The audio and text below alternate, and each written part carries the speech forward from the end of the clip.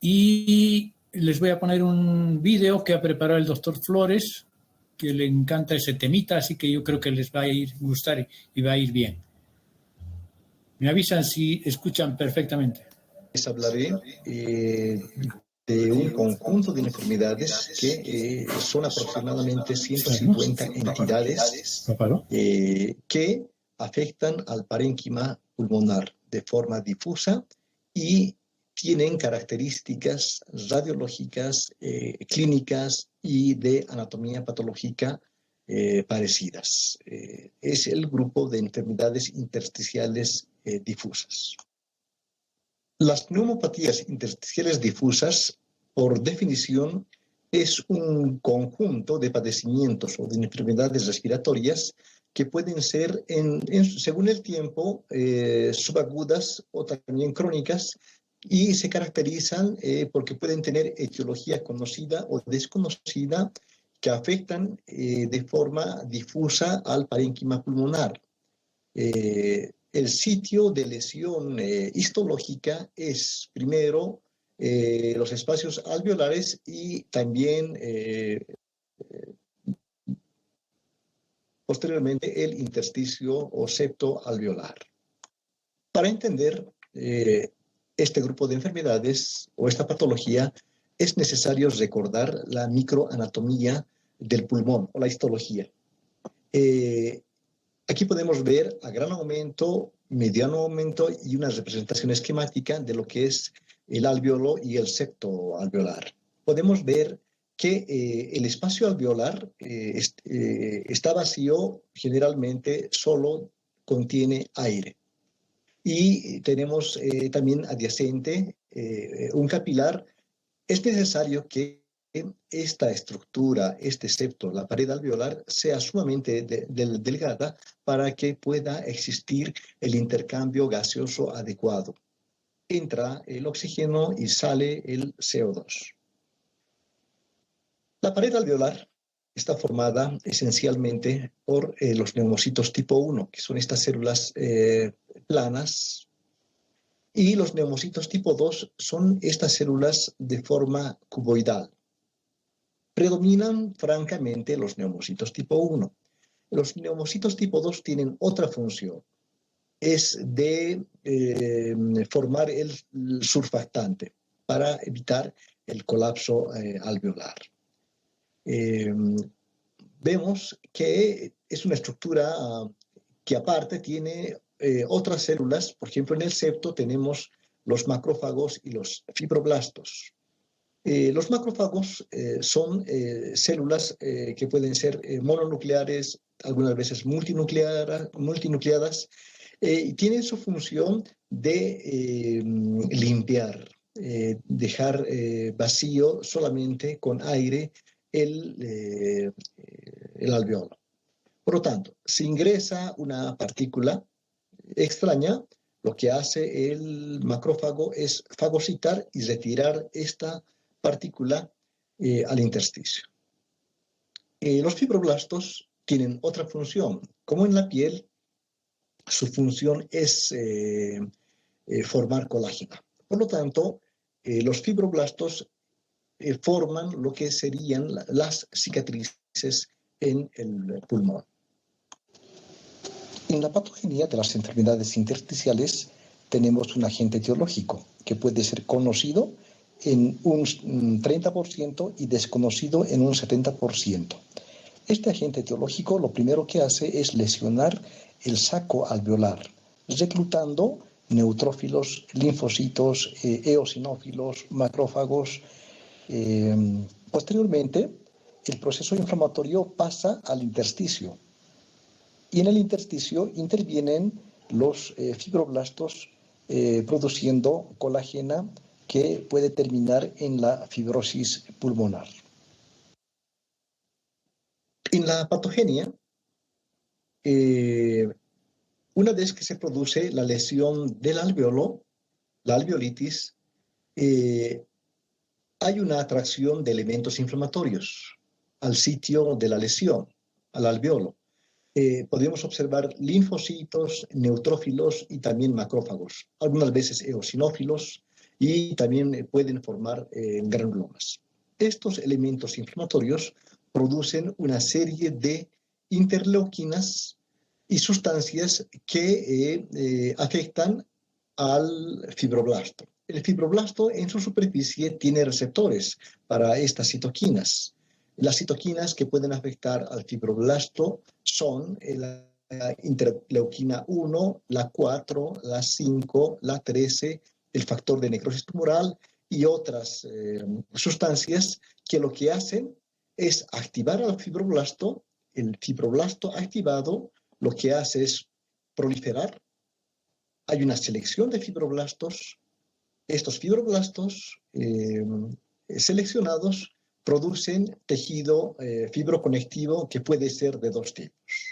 Un tejido fibromixoide, en primera instancia, que es susceptible de degradarse, y un tejido fibroconectivo denso que puede depositarse en los espacios alveolares.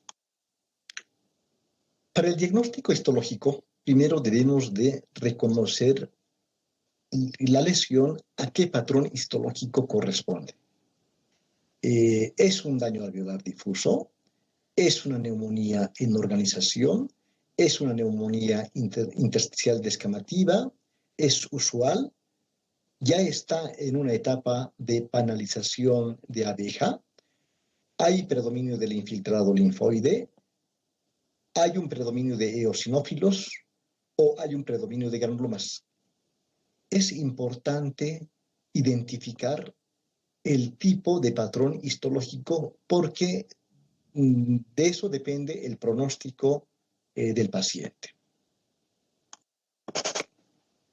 Las enfermedades pulmonares de etiología conocida son aquellas en las cuales podemos identificar al agente lesivo. Dentro de estos tenemos, por ejemplo, los polvos orgánicos. Aquí están derivados de las plumas de animales de corral, de pelos en la ganadería o productos animales.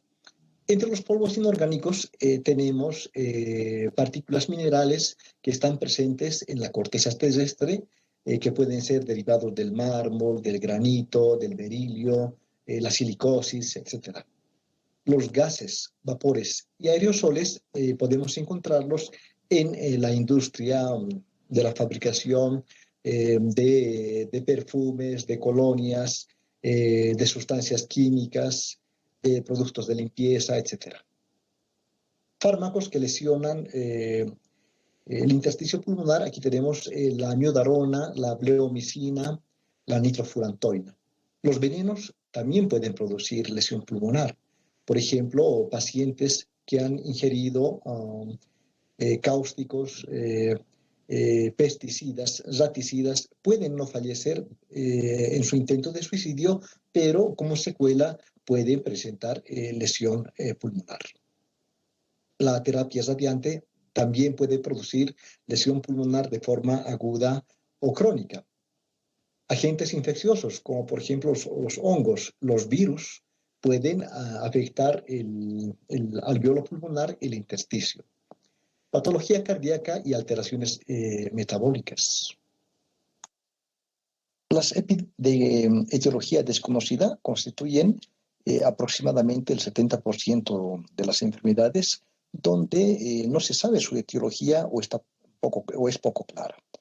Tenemos la sarcoidosis. En el grupo de las colagenosis tenemos lupus, la artritis reumatoide, Sjögren, la esclerosis sistémica.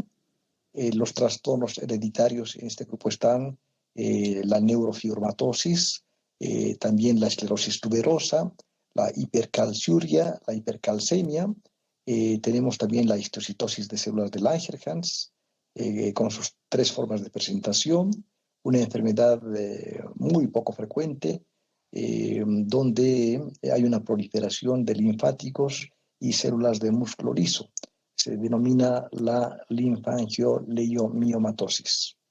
Los síndromes pulmonares hemorrágicos, tenemos 3 enfermedades en este grupo. Está la enfermedad de Goodpasture, la granulomatosis de Wegener y la hemosiderosis pulmonar idiopática.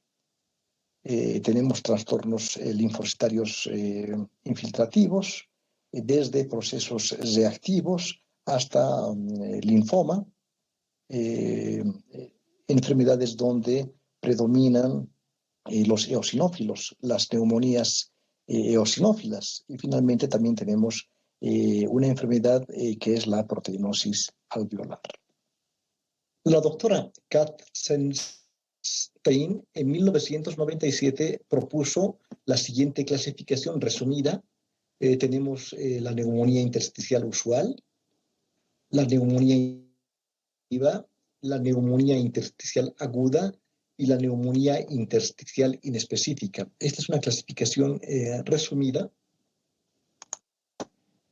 La Sociedad Europea de Enfermedades Respiratorias y la Sociedad Americana de Enfermedades del Tórax propusieron una clasificación un poco más amplia, donde tenemos la neumonía intersticial usual, la neumonitis intersticial inespecífica, la neumonía en organización, el daño alveolar difuso, la neumonitis intersticial descamativa y la neumonitis intersticial linfocitaria.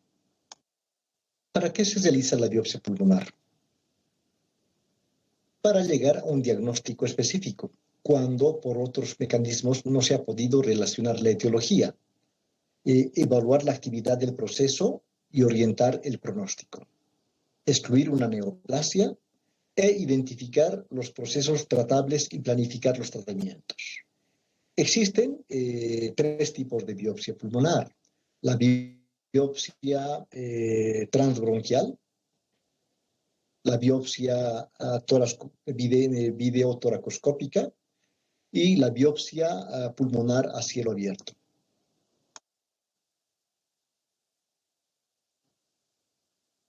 En la biopsia transbronquial, que generalmente lo realiza el neumólogo, lo que se obtiene son 4 a 6 muestras, generalmente miden en promedio 2 milímetros. Se puede llegar al diagnóstico en un 50% y en la biopsia se debe de incluir los septos alveolares, si no, no es válida la biopsia. En la biopsia a cielo abierto, generalmente se obtiene una muestra más grande de unos 2 centímetros y se puede realizar el diagnóstico en un 93% aproximadamente. Para la evaluación de las biopsias pulmonares se requiere una cooperación, una integración entre los datos clínicos, radiológicos y de anatomía patológica. Una vez que tenemos el corte histológico, debemos reconocer un patrón de distribución para realizar diagnósticos diferenciales. No nos olvidemos que son muchas entidades, muchas enfermedades, aproximadamente 150, pero que tienen cambios histológicos muy similares.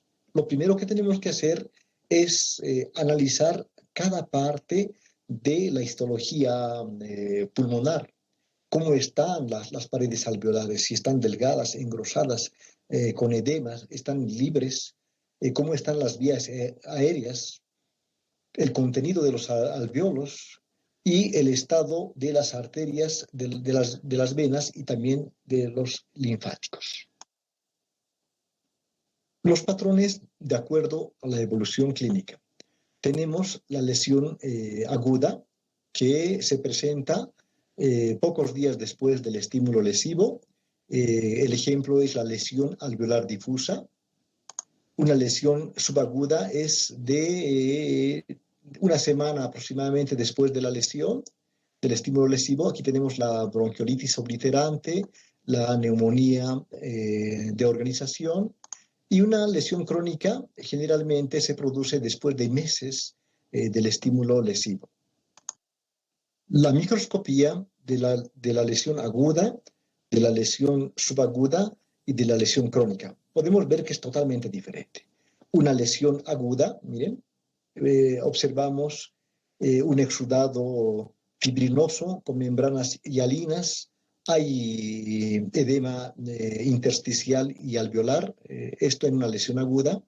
Una lesión subaguda, podemos observar de que hay proliferación de estas células cuboidales que se llaman los neumocitos tipo 2.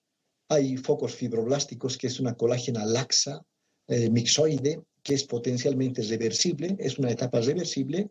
En cambio, en la etapa crónica, lo que se observa es engrosamiento de los septos alveolares, dilataciones quísticas y parece un panal de abejas.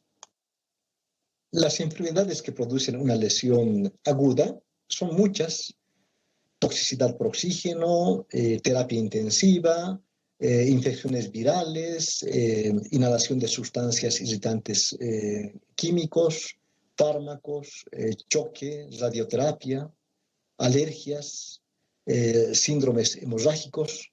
El patrón histológico es común para todo este grupo de enfermedades.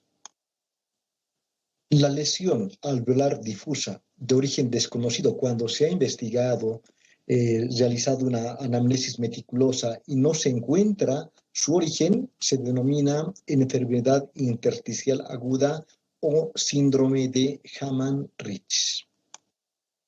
Una lesión subaguda, recordemos que los alvéolos deberían de estar vacíos, libres. En cambio, en este corte histológico lo que podemos observar es alvéolos ocupados por fibroblastos y un material fibromixoide laxo que distiende y ocupa los alvéolos.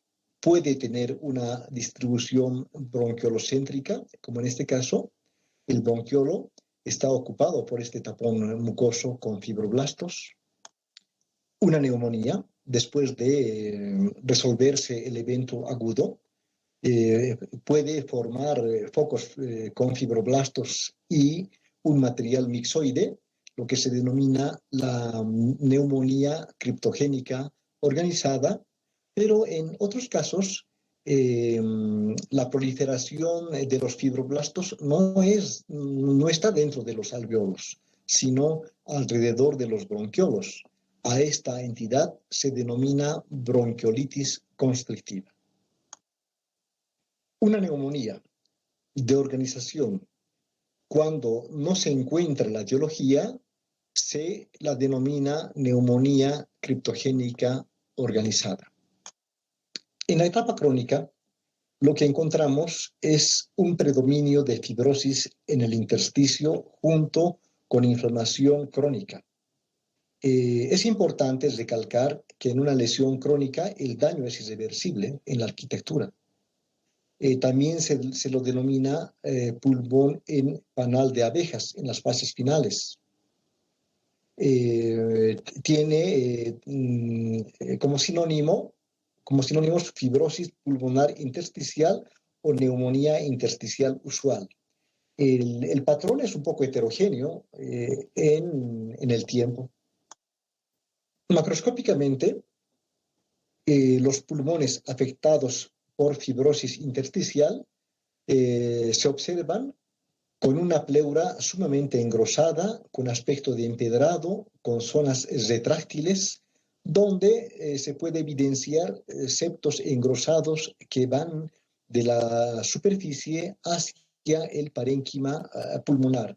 Hay una pérdida del parénquima del patrón esponjoso, con dilataciones quísticas grandes, con septos sumamente engrosados de aspecto fibroso.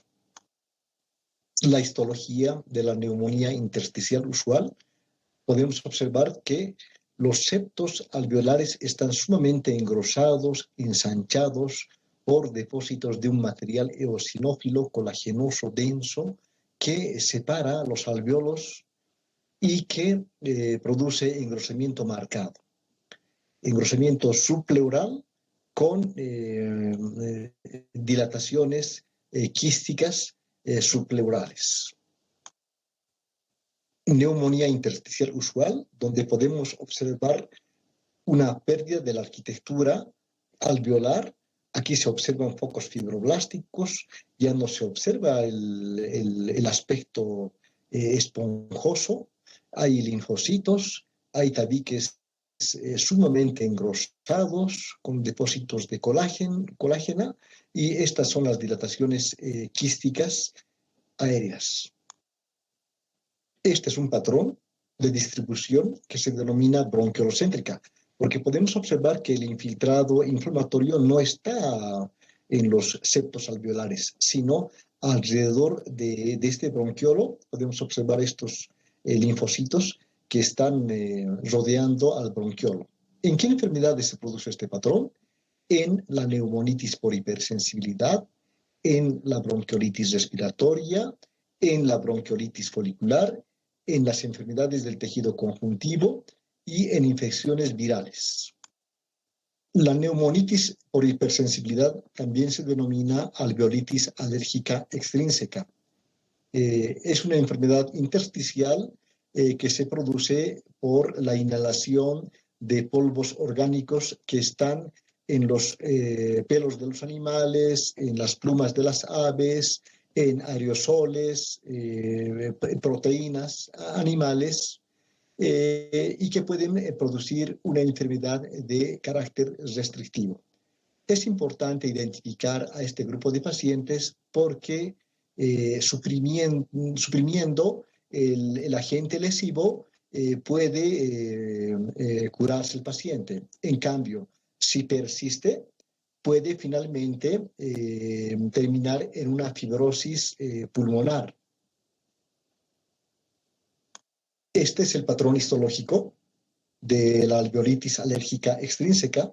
Podemos observar que la mayor parte de los alvéolos están libres, pero hay una distribución bronquiolocéntrica. Quiere decir que el infiltrado inflamatorio predomina alrededor de los bronquiolos, formando granulomas. Estos son granulomas junto con linfocitos. Granulomas que están alrededor de los bronquiolos con células gigantes multinucleadas, incluso a veces puede producir granulomas caseificantes. En otros casos podemos observar cristales, espículas de colesterol, bronquiolitis respiratoria. En este corte histológico lo que podemos observar es un gran número de macrófagos que están dentro de los sacos alveolares y también dentro de los bronquiolos, sin fibrosis y con una mínima cantidad de linfocitos. La bronquiolitis que está afectando los alveolos cuando también afecta al intersticio se denomina bronquiolitis respiratoria asociada con enfermedad pulmonar intersticial. En este caso, podemos ver que los septos están ligeramente engrosados, no hay fibrosis, lo que se puede observar es infiltrado de linfocitos, pero los sacos alveolares están distendidos y ocupados por estas células grandes, mononucleares. Algunas tienen varios núcleos que parecen células epiteliales, pero que en realidad son histiocitos, son macrófagos. La bronquiolitis respiratoria con enfermedad intersticial es una forma de presentación histológica típica de la neumonitis intersticial descamativa de los pacientes fumadores, en los cuales el uso de corticoides y la supresión del tabaco pueden ser curativos. Infiltrados linfoides. En este caso podemos observar el parénquima pulmonar y un bronquiolo con la presencia de gran cantidad de linfocitos. Estos linfocitos forman folículos linfoides secundarios, aquí hay un primario, por lo tanto los infiltrados linfoides pueden ser desde procesos benignos hasta procesos malignos. Tenemos dentro de estas enfermedades la bronquiolitis folicular, como en este caso, la hiperplasia linfoide nodular, la neumonía linfoide intersticial y finalmente el linfoma maligno. El patrón de proliferación de linfocitos reactivos, en este caso formando folículos linfoides se denomina bronquiolitis folicular. Este patrón se presenta en enfermedades del tejido conectivo, como por ejemplo la artritis reumatoide, el lupus, síndrome de Sjögren, también en el VIH. En este corte histológico podemos observar el parénquima pulmonar afectado por un infiltrado linfoide donde forma folículos linfoides primarios y secundarios. Es importante en estos casos realizar una inmunomarcación para ver si es una población monoclonal o policlonal. Si es una población monoclonal, será un linfoma. En este caso podemos observar que es una proliferación policlonal porque marca tanto linfocitos CD3 como linfocitos CD20. Un corte histológico de pulmón donde podemos observar que el parénquima pulmonar está parcialmente sustituido por una proliferación linfoide intersticial difusa. En este caso es reactivo. Este es un corte de pulmón donde podemos observar un reemplazo del parénquima pulmonar por una proliferación difusa de linfocitos. Corresponde a un linfoma primario pulmonar, que es análogo, es parecido a los linfomas del intestino, a los maltomas. Tienen poca morbilidad y con quimioterapia pueden curarse. Este es un resumen de los infiltrados linfoides desde procesos foliculares reactivos de distribución bronquiolocéntrica, una hiperplasia linfoide folicular o nodular, una hiperplasia linfoide difusa y finalmente un linfoma primario del pulmón. Las histiocytosis de células de Langerhans constituyen desde procesos reactivos hasta procesos neoplásicos. Aquí podemos observar la pleura y el parénquima pulmonar parcialmente afectado por esta proliferación celular. A mayor aumento, identificamos a estas células como células grandes, con un patrón de crecimiento difuso, tienen un núcleo arriñonado escotado y su citoplasma es eosinófilo. En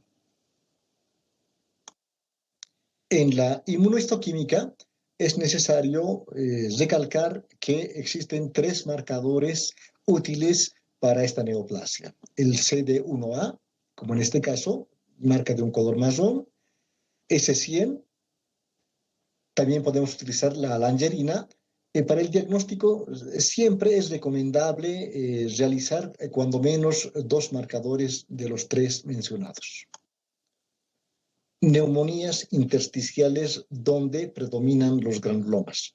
Estas son las enfermedades en las que podemos encontrar granulomas. La sarcoidosis, la neumonitis por hipersensibilidad, la granulomatosis de Wegener, esto va asociada a vasculitis, infecciones por hongos, el uso de drogas, sustancias extrañas como el talco intravenoso o inhalado, enfermedades ocupacionales, aspiración. Aquí podemos observar parénquima pulmonar con la presencia de abundantes granulomas y en uno de estos granulomas podemos observar una célula gigante multinucleada con un cuerpo asteroide. Este cuerpo en forma de estrella se denomina cuerpo asteroide. Este es un caso de granulomatosis de Wegener, donde podemos observar una lesión vascular, una vasculitis, con hemorragia intersticial difusa en el parénquima pulmonar. Este otro caso corresponde a aspergilosis, donde también podemos observar lesión de un vaso con la presencia de granulomas. En este corte histológico podemos observar el parénquima pulmonar, los sacos alveolares ocupados extensamente por eritrocitos, que es una hemorragia reciente difusa y también gran cantidad de histocitos. En la inmunofluorescencia con IgG se puede observar depósitos tanto en los septos como alrededor de los capilares. La neumoconiosis describe a un grupo de enfermedades producidas por la acumulación de polvo inorgánico en el tejido pulmonar. Pero actualmente esta denominación también engloba a las partículas inorgánicas de animales, como la exposición también a humos y vapores y aerosoles. El desarrollo de la neumoconiosis depende de 4 factores: de la cantidad de polvo retenido en los pulmones y en las vías respiratorias. Eso está en directa proporción del tiempo de exposición. Mientras más años trabaje una persona en un medio ambiente laboral, por ejemplo en las minas, más su riesgo de desarrollar neumoconiosis. También depende del tamaño, la forma y la flotabilidad de las partículas. Las partículas más pequeñas son las más peligrosas, de 1 a 5 micras, porque las de menos de 1 micra ingresan junto con el proceso de la inspiración y también se eliminan con la exhalación. En cambio, estas partículas pueden llegar hasta los alvéolos pulmonares y de ahí pasar al intersticio, activando a los fibroblastos, activando al proceso inflamatorio.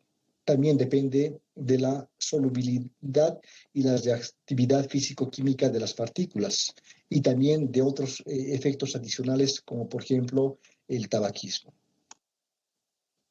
La neumoconiosis de los trabajadores de las minas o del carbón se puede clasificar de acuerdo a su sintomatología o severidad en 3 formas: la antracosis asintomática, la neumoconiosis de los trabajadores del carbón de una forma simple y la neumoconiosis de los trabajadores del carbón de una forma complicada o grave. Morfología de la antracosis. Todos los habitantes que vivimos en ciudades contaminadas, con una gran cantidad de parque automotor, estamos expuestos a polvos, a partículas que emiten los motores de combustión. Estas partículas, por el proceso de la respiración, ingresan hasta los alvéolos. Aquí están, por ejemplo, partículas de carbón. Los macrófagos lo que hacen es fagocitarlos y limpiar el espacio alveolar para que quede libre, y el macrófago pasa al intersticio.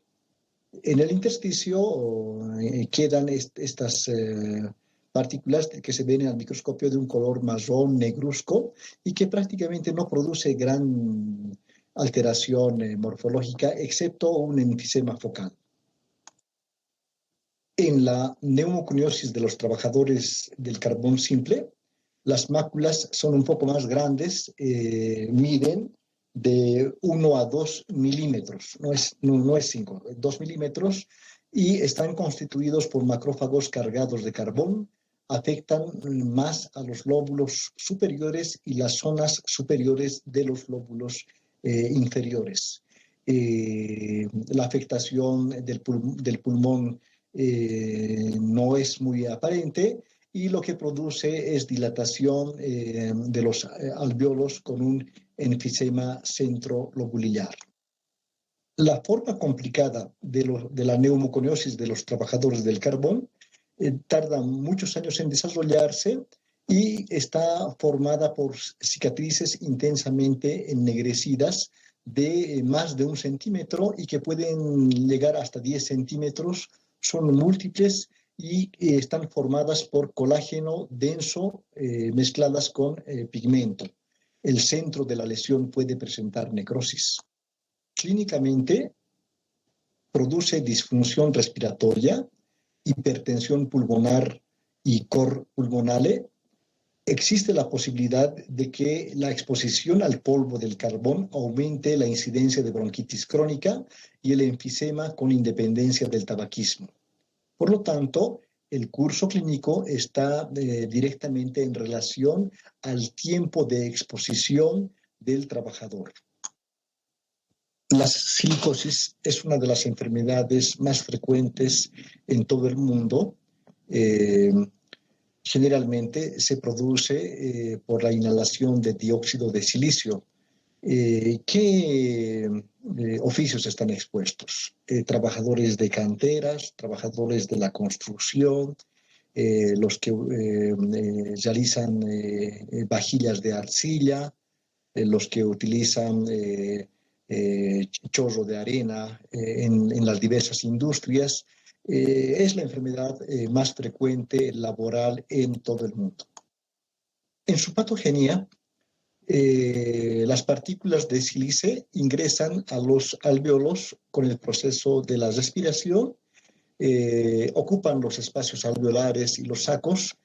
Los macrófagos, que son las células encargadas de la limpieza, fagocitan las partículas de sílice, pero los macrófagos mueren, son destruidos por las partículas de sílice, y estas a su vez estimulan a los fibroblastos formando interleuquinas tipo 1 y tipo 8. Los fibroblastos activados se reproducen y se depositan en los espacios alveolares y los tabiques, formando los nódulos silicóticos. Al corte histológico, un nódulo silicótico generalmente es bien circunscrito, está formado por un centro denso que puede necrosarse, rodeado por linfocitos, fibrocitos, fibroblastos. Estos nódulos pueden confluir formando cicatrices colágenas duras. A la placa de rayos X se puede observar calcificaciones que se las describe como en cáscara de huevo.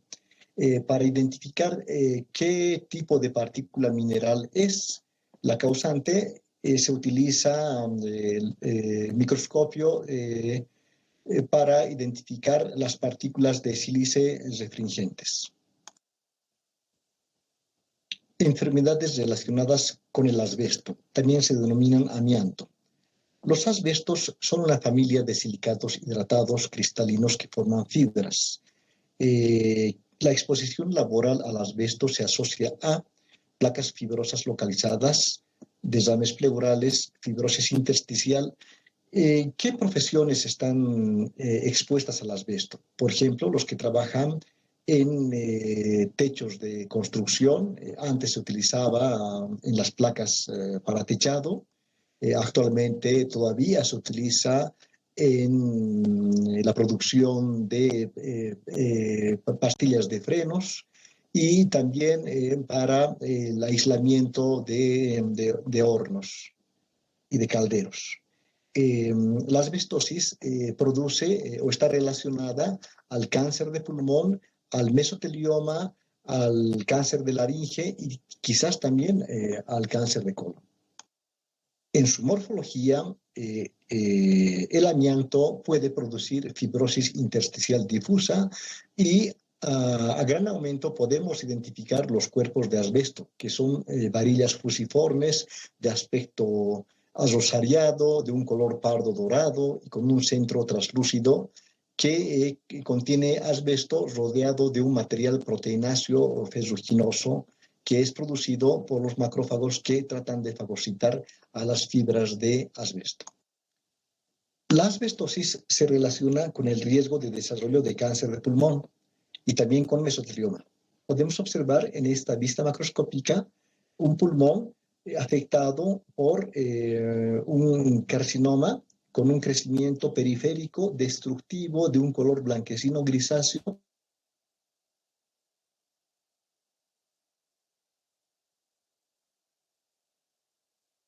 difuso que produce el riesgo de cáncer de pulmón en 5 veces. pero ese riesgo se eleva muchísimo más, hasta 1000 veces o más, si se asocia con el hábito del tabaquismo. Algunos medicamentos o fármacos, como por ejemplo la amiodarona, la bleomicina, la nitrofurantoína, pueden producir lesión del parénquima pulmonar y también de los septos. Por lo tanto, pueden producir en su histología edema pulmonar agudo, daño alveolar difuso, neumonía organizada, bronquiolitis obliterante y neumonía eosinófila. La radioterapia que se emplea en los linfomas de mediastino, en los linfomas del tórax, o también que se pueden utilizar como tratamiento en el carcinoma de mama, en el carcinoma de pulmón, pueden producir lesión del parénquima pulmonar. Existen dos formas de lesión, una lesión aguda y una lesión crónica. La lesión aguda se presenta dentro del primer mes a los 6 meses de inicio de la radioterapia y se manifiesta con fiebre, disnea, derrame pleural, infiltrados que se puede evidenciar en la placa radiográfica. El tratamiento, esteroides.